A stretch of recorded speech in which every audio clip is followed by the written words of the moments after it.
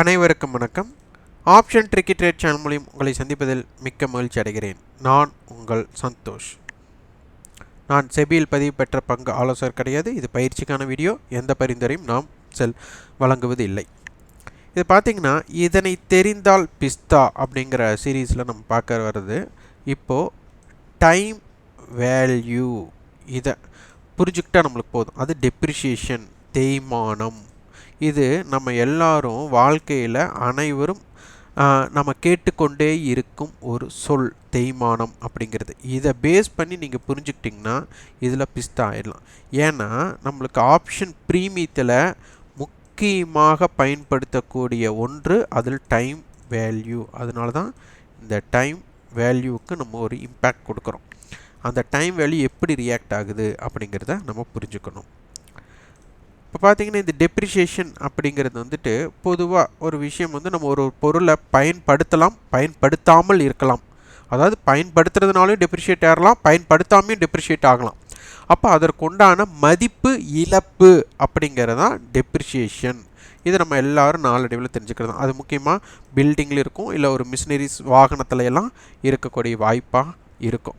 ஒரு டெப்ரிசியேஷன் அப்படிங்கிறது வந்து பார்த்திங்கன்னா, பொதுவாக ஒரு சிலர் வந்து பார்த்திங்கன்னா 1 லட்ச ரூபாயோட மதிப்பு அப்படின்னா இதுக்கு ஒரு 10% டிஸ்கவுண்ட்னா ஃபிக்ஸடாக போட்டுருவாங்க. அப்போ என்ன ஆகும்? 10,000 ரூபாயா?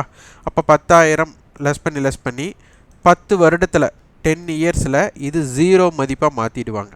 இது ஒரு தேய்மான முறையாக ஒரு பின்பற்றுவாங்க. இது வந்து நம்மளுக்கு அக்கௌண்ட்ஸ் தெரிஞ்சவங்களுக்கு, அந்த காஸ்ட் அக்கௌண்டிங் தெரிஞ்சவங்களுக்கெல்லாம் இதை பற்றி புரியும். அடுத்து சிலர் என்ன பண்ணுவாங்க, 10% ஃபிக்ஸடை இந்த 1 லட்சத்துக்கு பண்ணாமல் இங்கே நம்மளுக்கு கழித்து வர தொகைக்கு 1 லட்சம் நம்மளுக்கு 10,000 ஃபஸ்ட்டு மந்த் வந்துட்டு ஃபஸ்ட் இயர் வந்து 10,000னா அடுத்து 90,000 வருமா? அந்த 90,000க்கு 10% போடுவாங்க.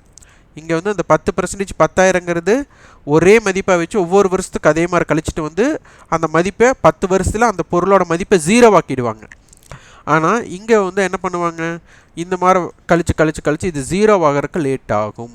இப்போ இங்கே என்ன ஆகும்? 81,000 ஆகும். இங்கே 2வது வருஷத்துல என்ன ஆகிடும்? நம்மளுக்கு 80,000 மாறிடும். இங்கே 81,000 தான் மாறும். அடுத்து என்ன பண்ணுவாங்க? 8,100 மாற்றுவாங்க. இப்படியே கழிச்சு இது 10 வருஷத்தில் முடியாது, இது நீண்டு கொண்டே போகும். இந்த மாதிரி டெப்ரிசியேஷன் கால்குலேஷன் மெத்தட் ஒவ்வொன்றும் ஒவ்வொரு மெத்தட் இருக்கும். பொதுவாக இந்த 2 மெத்தட் நம்ம வந்து அதிகமாக பின்பற்றினால நம்ம இதை சொல்லியிருக்கிறோம். இந்த பில்டிங் அப்படிங்கிறது பார்த்திங்கன்னா, நம்ம வந்து ஒரு 10 வருடத்துக்கு உண்டான ஒரு பில்டிங்க்கு, ஒரு 20 வருஷத்துக்கு உண்டான பில்டிங் பார்க்கும்போது நம்ம மார்க்கெட் வேல்யூ என்ன தான் இருந்தாலும் அந்த கட்டிடத்தின் வாழ்நாளை பார்த்து அதற்குண்டான மதிப்பு நம்ம கொடுப்போம், வேல்யூ கொடுப்போம். அப்போ என்ன பண்ணுவோன்னா, நம்மளுக்கு இன்றைக்கி என்ன விலையோ அதை நம்ம ஃபஸ்ட்டு கொடுக்க விருப்பப்பட மாட்டோம். அதில் டெப்ரிசியேஷன், நம்மளுக்கு லேண்ட் வேல்யூ வந்து அப்ரிசியேஷன் ஆகிருக்கும். அப்ரிசியேஷன்னா நம்மளுக்கு மதிப்பு கூடுவது, டெப்ரிசியேஷன்னா மதிப்பு இழப்பு. அப்போது இதில் வந்து நம்மளுக்கு பில்டிங்க்கு வந்து மதிப்பிழப்பு, டெப்ரிசியேஷன் அப்படிங்கிறது நம்மளுக்கு அனைவருக்கும் ஒரு தெரிஞ்ச ஒன்று தான். இதே பார்த்திங்கன்னா, வாகனத்தில் நீங்கள் வாகனத்தோட இன்சூரன்ஸ் நீங்கள் பார்த்துக்கும் போது உங்களுக்கு தெரியும், அதில் வருஷம் வந்துட்டு அதனுடைய மதிப்பு குறைச்சிட்டே வருவாங்க. இன்சூரன்ஸ் பாலிசி வச்சுருக்கிறவங்க அனைவருக்குமே நம்மளுக்கு தெரியும், அதனுடைய மதிப்பு இழப்பு ஏற்பட்டு கொண்டே இருக்கும். அப்போது இதில் வந்து பார்த்திங்கன்னா ஃபஸ்ட் ஹேண்ட், செகண்ட் ஹேண்டுன்னு சொல்லுவாங்க.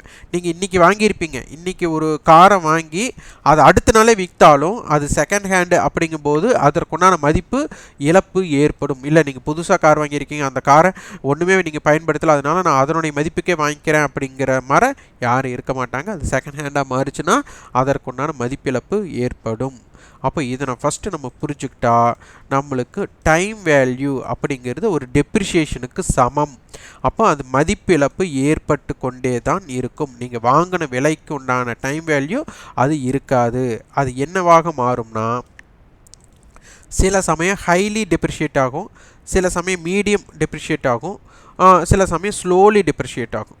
இதெல்லாம் நம்ம புரிஞ்சுக்கணும். இந்த புரிதலுக்கு ஒரு எடுத்துக்காட்டு. இப்போ இது பார்த்திங்கன்னா, நம்மளுக்கு சென்ற வாரம் பார்த்திங்கன்னா 16ஆம் தேதி சந்தை முடிவுற்ற விலை 17,894. இதை நோட் பண்ணி வச்சு பார்த்திங்கன்னா உங்களுக்கு தெரியும். இதுவே 17,000 புட் ஆப்ஷன் 16ஆம் தேதி என்ன விலை இருக்குன்னா 22 ரூபாய் இருக்குது. இதுவே நம்மளுக்கு அதே 17,900 அந்த ரேஞ்சிலே நம்மளுக்கு க்ளோசிங் வந்து 2 நாளைக்கு முன்னாடி கிடச்சிருக்கு. 17,891, நாள் வந்து 25ஆம் தேதி. 16ஆம் தேதிக்கு 25ஆம் தேதிக்கு ஒப்பீடு செஞ்சு பாருங்க. இங்கே பார்த்தீங்கன்னா 16ஆம் தேதி 22 ரூபாய், ஹை வந்து 26 ரூபாய். 25ஆம் தேதி பாருங்கள், நம்மளுக்கு முடிவுற்ற விலை 5 ரூபாய்.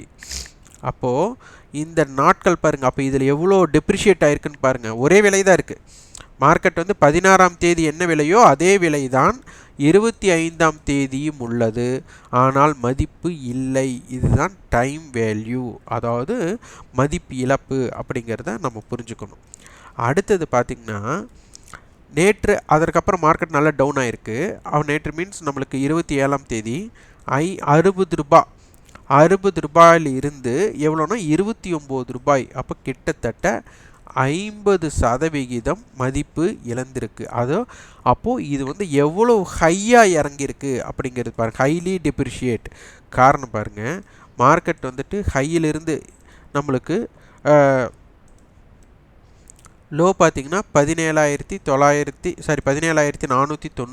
17,493 ஒரு 110 புள்ளிகள் தான் நம்மளுக்கு லோவிலிருந்து ரெக்கவர் ஆகிருக்கு. இந்த ரெக்கவருக்கு 17,000 புட்டு பாருங்கள், 59 ரூபாயிலிருந்து நம்மளுக்கு 29 ரூபாய் அந்த அளவுக்கு ரெடியூஸ் ஆகிருக்கு. இதுவே 17,500 புட் ஆப்ஷன் பாருங்கள், நம்மளுக்கு 191 ரூபாய் ஹை.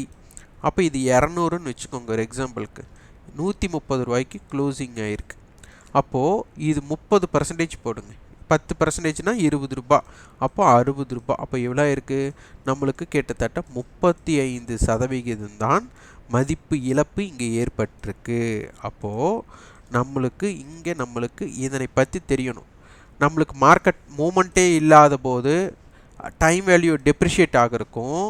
மார்க்கெட்டோட டைரக்ஷன் மூவ் ஆனதுக்கப்புறம், அதாவது மார்க்கெட்டை வந்து இந்த ஓடிஎம் ஆப்ஷனில் பார்த்திங்கன்னா என்ன ஏறினாலும் அது இந்த மணி ஆப்ஷனாக மாறினா மட்டும்தான் மதிப்பு இருக்கும். இதை ஃபஸ்ட் நம்ம புரிஞ்சுக்கணும். அப்போ தான் அதனுடைய தேய்மானம் குறைவாக இருக்கும்.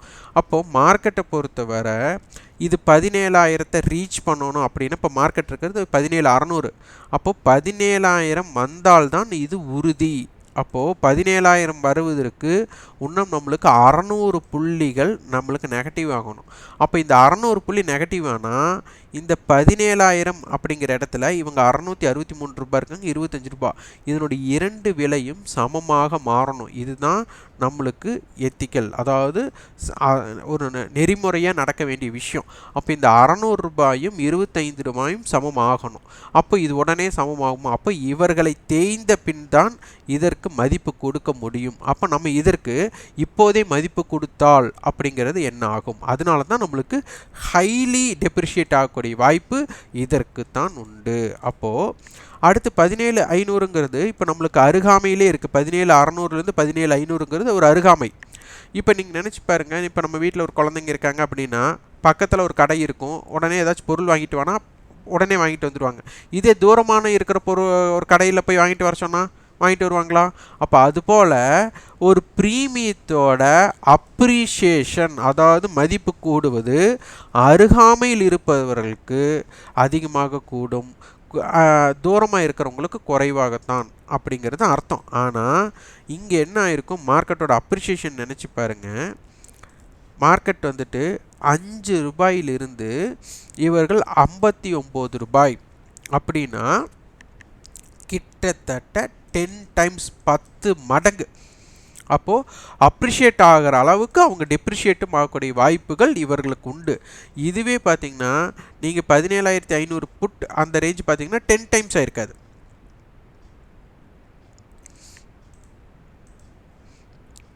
இவங்க 34 ரூபாயிலிருந்து 10 டைம்ஸ்னு 340 ரூபா போகணும், ஆகலை. 5 டைம்ஸ் அந்த ரேஞ்சு தான் நம்மளுக்கு ஆயிருக்காங்க. அப்போ இதை பற்றி கொஞ்சம் புரிஞ்சுட்டா தெரியும். அப்போ இது நடைமுறை வாய்ப்பா? அப்போ ஆப்ஷன் செல்லருக்கு இதெல்லாம் ஒரு ஜாக்பாட் மாதிரி.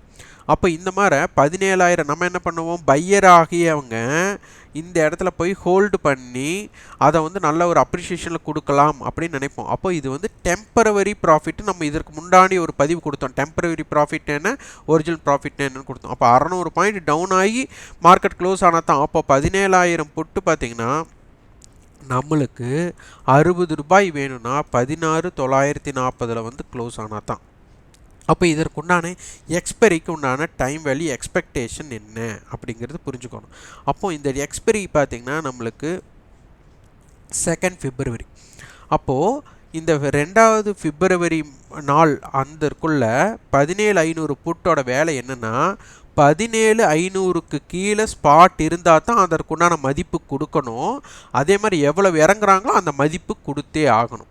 அப்போ 17,500க்கு கீழே எப்போ இருக்கணும்? February 2 இருக்கணும். ஆனால் அதற்கு இப்போவே எவ்வளோ கொடுத்துட்டாங்க? மதிப்பு கொடுத்துட்டாங்க, 119 ரூபா கொடுத்துட்டாங்க. அப்போ 17,500 மைனஸ் 119னா 17,381. அப்போது ஸ்பாட் மார்க்கெட் இப்போ இருக்கிறது 17,600. ஆனால் 17,381 ஸ்பாட் இருந்தால் என்ன மதிப்பு இருக்குமோ அதை 17,600க்கே கொடுத்துட்டாங்க. அப்போ முன்கூட்டியே கொடுத்துட்டாங்க. அப்போ அதனால தான் இது வந்தாலும் 17,381 வந்தாலும் அதனுடைய விலை 119 ரூபா தான் இருக்கும். அப்போ நீங்கள் நினச்சது பாருங்கள், இந்த மார்க்கெட் நாளைக்கு அதுக்கப்புறம் இறங்கினாலும் இந்த மதிப்பு வரும்போது தான் இதற்குண்டான மதிப்பே கொடுக்கும். அப்போது இப்போ நம்ம தேதி என்ன இருக்குது, அப்போ இன்னும் எத்தனை நாட்கள் இருக்கோ அதற்கு தகுந்த மாதிரி டைம் வேல்யூ வந்து கரைதல் ஏற்படுத்தணும். அதனால தான் இதில் வந்து highly depreciate, medium depreciate, slowly depreciate. அப்போ மார்க்கெட் ஒரு பெரிய மூமெண்ட் இருக்கும்போது உடனே ஏற்றம் உடனே இறக்கம் இருக்கும். மார்க்கெட் வந்து வால்டைல் இருக்கும்போது மீடியமாக டெப்ரிஷியேட் ஆகும். அதே மாதிரி ஸ்லோலி டிப்ரிஷியேட்டும் அதில் நடக்கும். இந்த ஸ்லோலி டிப்ரிஷியேட் ரொம்ப டீப்போ டீமில் அது நடக்கும். மார்க்கெட் வந்து என்ன ரியாக்ட் பண்ணாலும் அவங்க ரியாக்டே ஆக மாட்டாங்க. அதெல்லாம் நீங்கள் பார்த்தீங்கன்னா டீப்போ டீமில் அது நடக்கும். ஸோ இந்த டெப்ரிஷியேஷனை பேஸ் பண்ணி நம்மளுக்கு தெரியும் எப்படி இருந்தாலும் ஒரு மதிப்போட விலை குறைந்தே தான் ஆகணும். அந்த மதிப்பிழப்பு ஆப்ஷனுடைய டைம் வேல்யூவில் நம்மளுக்கு கண்டிப்பாக நடக்கும். அதனை புரிந்து கொண்டால் ஹோல்டிங் எடுப்பது தவிர்ப்பாங்க. செல்லர் வந்து ஹோல்டிங் எடுக்கலாம், ஆனால் பையர் வந்து ஹோல்டிங் எடுக்கிறது தவறு.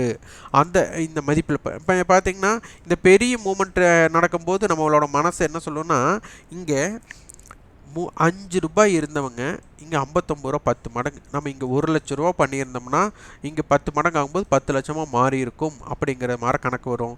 10,000 ரூபா போட்டிருந்தா 1 லட்சமாக மாறி இருக்கும். 1000 ரூபா போட்டிருந்தா 10,000 மாறி இருக்கணும்லாம் மன சொல்லலாம். ஆனால் இது சந்தை இந்த அளவுக்கு பெரிய ஒரு நாள் மூமெண்ட் இது நடந்தங்காட்டி தான் இது நடைபெற வாய்ப்பு அமைஞ்சது. அப்போ சந்தையோட மூமெண்ட்டே இல்லாத பட்சத்தில் அதனுடைய கரைவு 0. அப்போ அதனால் 0 ஆகக்கூடிய பொருளுக்கு நீங்கள் மதிப்பு கொடுத்து நீங்கள் பர்ச்சேஸ் பண்ணி நீங்கள் ஹோல்டு பண்ணினீங்கன்னா எத்தனை முறை இவ்வாறு நடக்குது அப்படின்னு பாருங்கள்.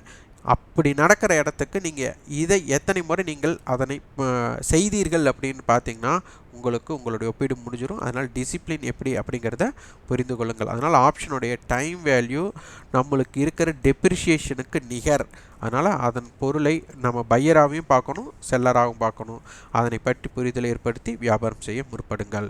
இந்த வீடியோ உங்களுக்கு பயனுள்ளதாக இருந்தால் லைக் பண்ணுங்கள், ஷேர் பண்ணுங்கள், சப்ஸ்கிரைப் பண்ணுங்கள். கண்டிப்பாக உங்களோட ஃபீட்பேக்கை கமெண்ட் பாக்ஸில் பதிவு பண்ணுங்கள். நன்றி, வணக்கம்.